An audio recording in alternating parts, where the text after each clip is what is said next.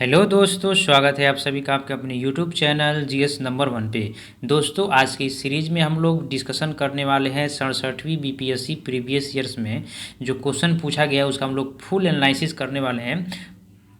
यह जो है वो अभी जो एग्ज़ाम हुआ था जो कैंसिल हो गया, जिसका अभी री एग्ज़ाम होने वाला है, तो उसी एग्ज़ाम में जो क्वेश्चन पूछे गए थे उसका हम लोग फुल एक्सप्लेनेशन के साथ देखने वाले हैं। और यह जो है वह एडुटेरिया बिहार स्पेशल की पुस्तक से लिया गया है। तो चलिए वीडियो शुरू करें। वीडियो शुरू करें इससे पहले यदि आपने चैनल को सब्सक्राइब नहीं किया है तो चैनल को ज़रूर से ज़रूर सब्सक्राइब करें, वीडियो को लाइक शेयर एंड कमेंट ज़रूर करें। चलिए शुरू करते हैं। हमारा पहला प्रश्न है, 1917 में चंपारण सत्याग्रह से कौन संबंधित नहीं है? तो इसका सही आंसर ऑप्शन डी हो जाएगा। राम मनोहर लोहिया जो है चंपारण सत्याग्रह से संबंधित नहीं थे, जबकि जेबी कृपलानी, राजकुमार शुक्ल एवं राजेंद्र प्रसाद ये सभी जो थे लोग ये चंपारण सत्याग्रह से संबंधित थे। तो आइए यदि बात करें हम जेबी कृपलानी की, तो जेबी कृपलानी जो है वो आज़ादी के समय कांग्रेस के अध्यक्ष थे। यदि प्रश्न पूछा जाए आज़ादी के समय कांग्रेस के अध्यक्ष कौन थे, तो इसका राइट आंसर जेबी कृपलानी हो जाएगा। जो अंतरिम सरकार गठन हुआ था उसमें जो राजेंद्र प्रसाद थे वो कृषि एवं खाद्य मंत्री थे। यदि बात करें हम राजकुमार शुक्ल की, तो राजकुमार शुक्ल वही एक व्यक्ति थे जिन्होंने 1916 ईस्वी का जो लखनऊ अधिवेशन हुआ था उस अधिवेशन में महात्मा गांधी को चंपारण आने के लिए निमंत्रण दिया था एवं चंपारण के किसानों की स्थिति से अवगत कराया था।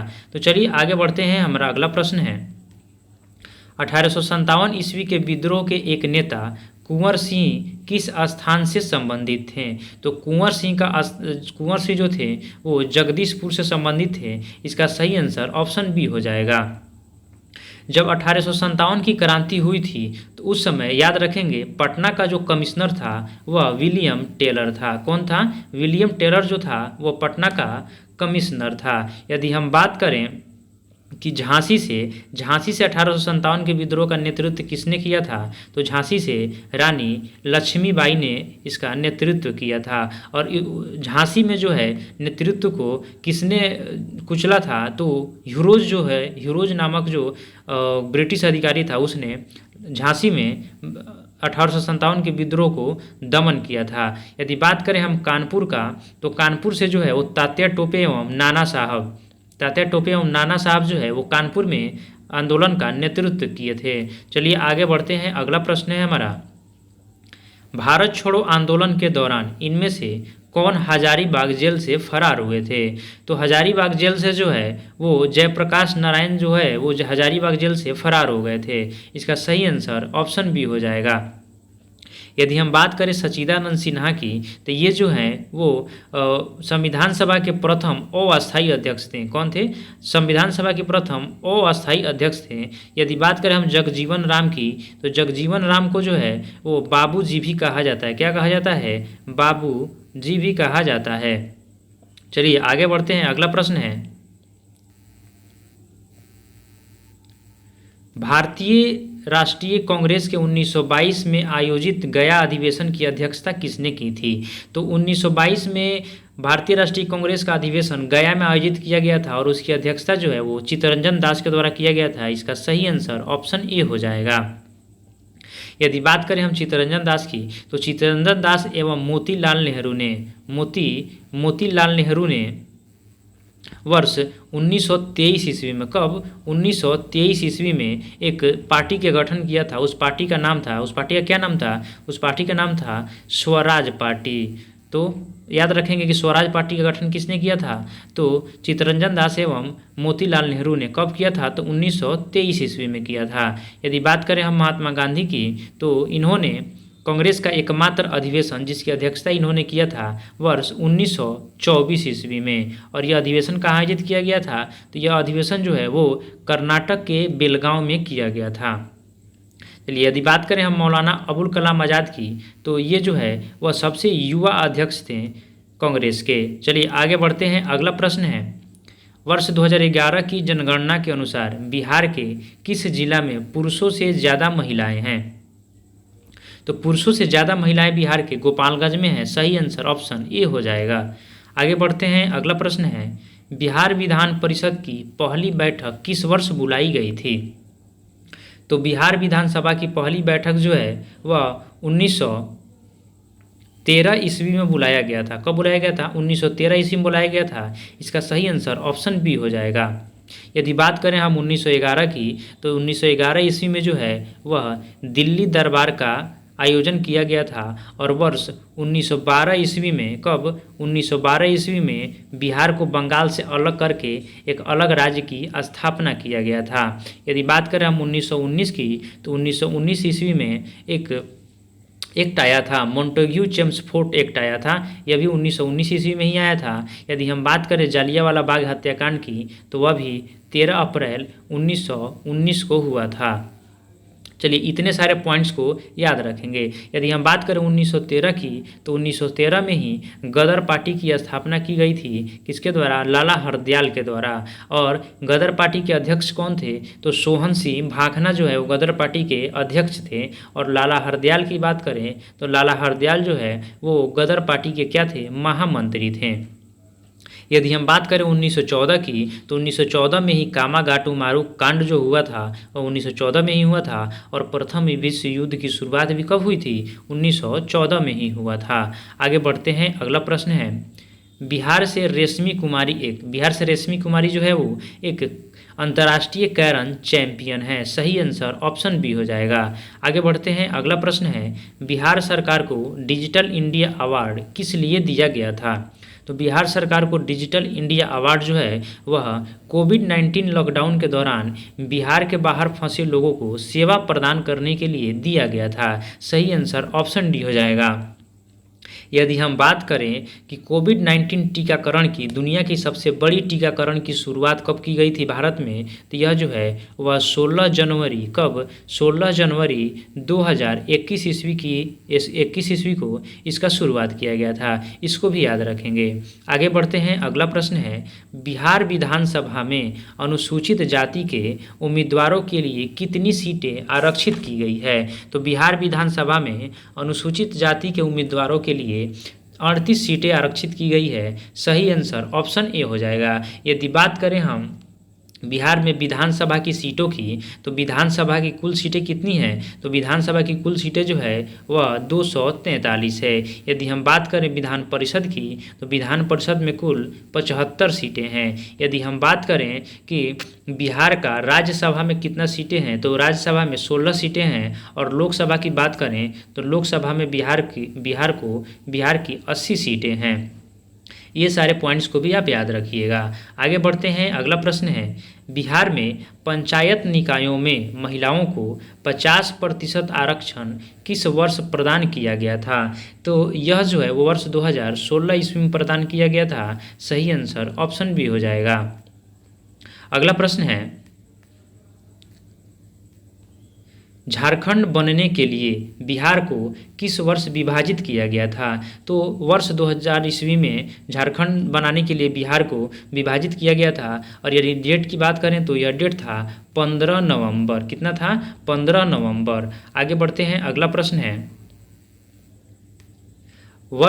बिहार में वर्ष 2021-22 के लिए पेश किए गए बजट में प्रस्तावित नया मंत्रालय किस पर केंद्रित है? तो नया मंत्रालय जो है वह कौशल और उद्यमिता विकास पर केंद्रित है। सही आंसर ऑप्शन डी हो जाएगा। आगे बढ़ते हैं, अगला प्रश्न है, बिहार में मानव विकास उप मिशन के अंतर्गत कितने विभाग शामिल हैं? तो बिहार में मानव विकास उप मिशन के अंतर्गत कुल 7 विभाग शामिल है। सही आंसर ऑप्शन बी हो जाएगा।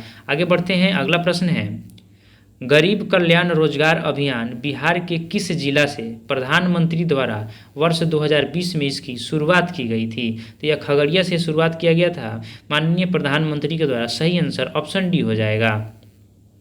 आगे बढ़ते हैं, अगला प्रश्न है, गांधी को चंपारण आने का आमंत्रण किसने दिया था? तो अभी हम लोग ऊपर डिस्कशन किए हैं कि गांधी जी को 1916 ईस्वी में लखनऊ अधिवेशन में किसने आमंत्रित किया था? तो राजकुमार शुक्ल ने आमंत्रित किया था। सही आंसर ऑप्शन ए हो जाएगा। चलिए आगे बढ़ते हैं, अगला प्रश्न है, आगे बढ़ें इससे पहले इसमें थोड़ा सा कुछ और पॉइंट्स देख लेते हैं हम लोग। जयप्रकाश नारायण को, यही जो थे